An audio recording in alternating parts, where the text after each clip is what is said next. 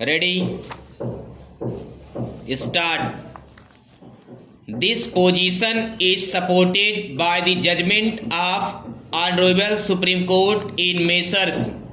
Vidarbha Industries Power Limited versus Axis Bank 2022 8 SCC 352, which held that before admitting a petition under Section 7 of the Code, the difficulties of the corporate debtor should be considered and a fair chance for revival should be granted.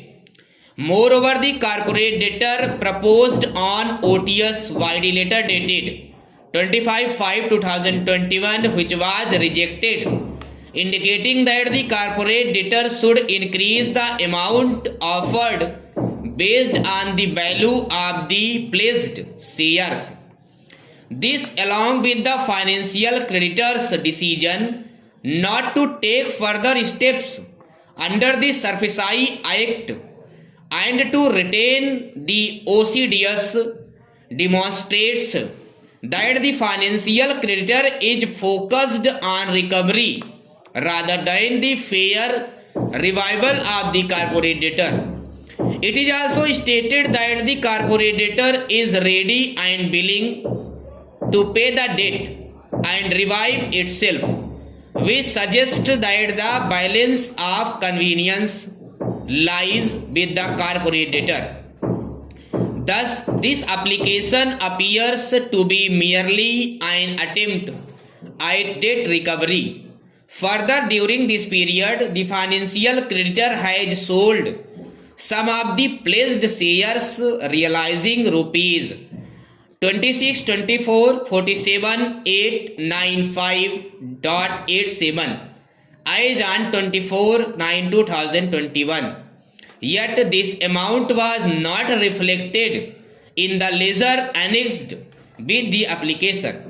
The corporate debtor has sought clarity on the appropriation of these funds, but no such clarity is evidenced from the record. This indicates that the financial creditor is interested in recovery rather than the revival of the corporate debtor.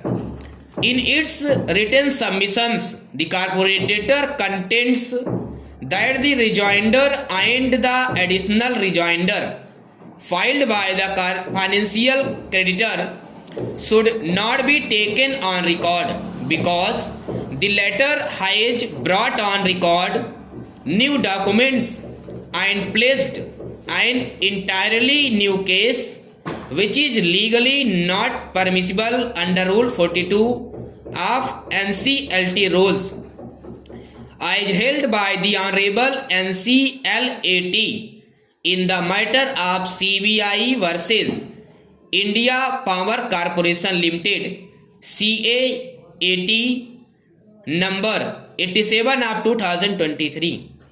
It is argued that the loan was repayable after 36 months from the date of first disbursement, that is 16/3/2028, and therefore the loan would have been repayable only on 16/3/2021, which falls within the suspension period covered by Section 10A of the Code. In order to avoid the suspension period, the financial creditor has fraudulently suggested the date of default as 1/1/2020. It is a settled law that the date of default cannot be shifted, as held by the Honorable Supreme Court in the case of BK Education Services Private Limited versus Parag Gupta and Associates 2019 11 SCC 633. Further, this tribunal in